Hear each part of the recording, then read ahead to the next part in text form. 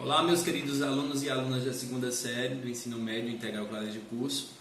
Iremos continuar nossas aulas agora de uma forma nova, dessa forma remota. E irei trazer para vocês, nessa primeira aula, os tipos de ovos e segmentação. Nós sabemos que o processo da formação embriológica, da formação efetiva dos embriões, se dá pela sobreposição e o desenvolvimento de 4 tipos de ovos. Nós temos aí os oligoléstos, os heteroléstos, os teloléscitos e os centroléstos. Os oligoléstos são chamados de ovos onde tem uma divisão baixa de vitelo. Nós temos aí nos teloléstos ou megaléstos uma quantidade excessiva de vitelo. Esse conteúdo está disponível no material de vocês, de positivo, na página 19. Então eu preparei aqui os slides para vocês observarem a segmentação e a formação da blástula. O que seria isso? Segmentação e formação da blástula. Deixa eu só botar aqui o marca-texto. Aí nós temos ali a segmentação ou fase de clivagem. Para quem não lembra, a clivagem é justamente a divisão celular no desenvolvimento do ovo, Quando acontece a fecundação, esse ovo ele vai ser formado por duas células haploides, A união na formação do ovozigoto. No seu desenvolvimento acontece a clivagem, Clivagem ou segmentação. Segmentação significa o quê? Dar prosseguimento ao indivíduo. É a etapa que engloba desde a primeira divisão celular do zigoto até a formação da blástula.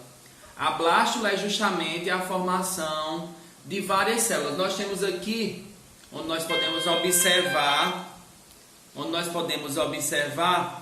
que nós temos a formação do ovozigoto na letra A. Na letra B, esse ovozigoto ele vai ficando mais amadurecido. E aqui nós temos a primeira segmentação. Logo após, na G, eu acredito que dá para vocês observarem daí, já a formação de várias células, a multiplicação celular e posteriormente a formação da blástula. Aqui, no exemplo da letra I, certo? Então, segmentação é a multiplicação celular, Acontece a fecundação, formação do ovozigoto, e a partir da formação do ovozigoto, essa multiplicação celular é chamada de segmentação e, consequentemente, clivagem. A partir do momento que acontece essa segmentação e essa clivagem, há a formação da blástula, que é justamente um orifício, ao meio, e ao redor várias células que foram multiplicadas nessa produção celular, nessa multiplicação celular. Aí nós temos aí, quanto ao seu desenvolvimento, eles podem ser divididos em 2 fases, a mórula e a blástula.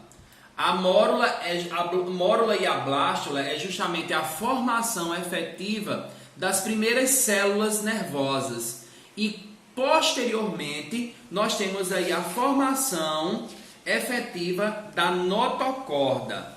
Na página 22 vocês vão ver lá a formação, as primeiras formações justamente da blástula e da mórula, ok?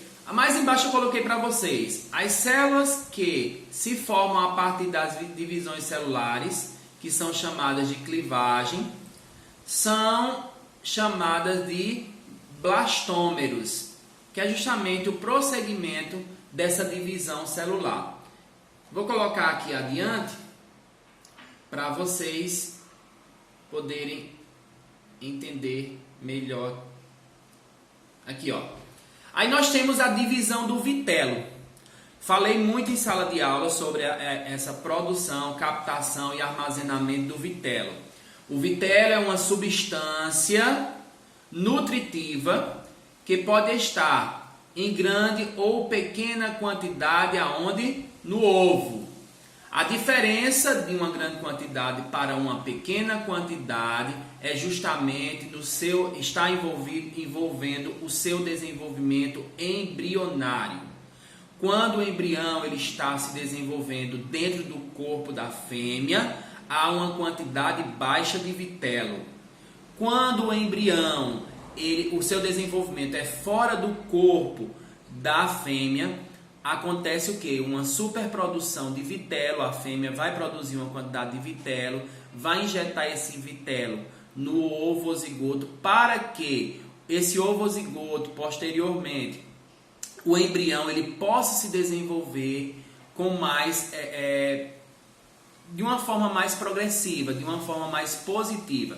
Um exemplo de vitelo em relação ao desenvolvimento embrionário, nós temos aí os seres humanos, uma quantidade baixa de vitelo, porque o desenvolvimento embrionário, certo?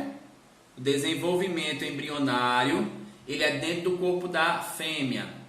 Já as aves, acontece uma grande produção e armazenamento de vitelo, porque o desenvolvimento das aves é fora do corpo da fêmea. Então tem aí, ó, a quantidade de vitelo presente em um ovo determinará como ocorrerá as primeiras divisões, ou seja, as primeiras segmentações, a clivagem. Aí nós temos mais embaixo.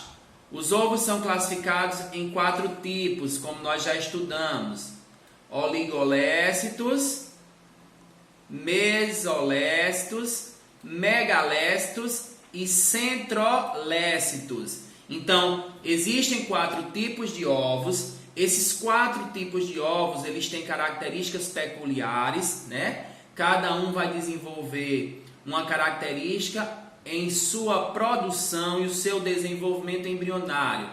A sua produção ou a sua fecundação, ela pode ser interna ou externa, e o desenvolvimento embrionário também pode ser interno ou externo. Ok, pessoal? Aí nós temos aí o primeiro ovo que nós estudamos, foi justamente o oligolécito. Esses ovos apresentam pouca quantidade de vitelo, né? Nós estamos inseridos aqui nesses ovos, nesse tipo de ovo. Nós somos seres que somos frutos de ovos oligolécitos. Está distribuído de forma homogênea pela célula. Ok? Deixa eu grifar aqui para vocês. Os ovos oligolécitos são observados em anelídeos, platelmintos, moluscos, não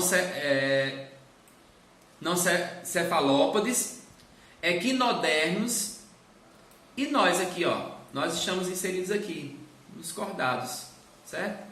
Cordados, para quem não lembra, para quem não sabe, são os seres que no seu desenvolvimento embrionário há uma produção de uma notocorda. É uma espécie de molde que posteriormente vai ser fabricado aí a coluna vertebral, ok? Aí nós temos aí os mesolécitos ou heterolécitos. Apresentam quantidade relativamente grande de vitelo, distribuídos de forma homogênea também no citoplasma, pelo polo vegetativo ou no polo vegetativo. Tem a maior quantidade de grãos de vitelo. E um exemplo dos animais que tem esse tipo de ovo são os anfíbios. Por exemplo, os anfíbios, a fecundação é externa e o desenvolvimento também é externo.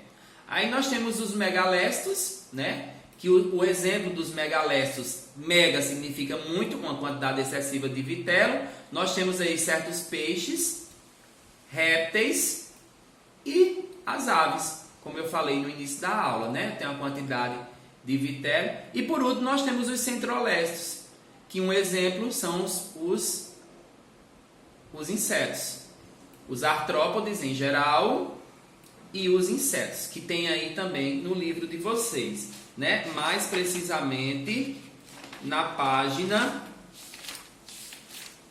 deixa eu só colocar aqui, na página 30, na página 19 e 20, ok? E aqui nós temos os tipos de ovos, a figurinha para vocês entenderem. Os oligolécitos, nós temos aqui, né? A quantidade de vitelo está muito bem distribuída, só em pequena quantidade.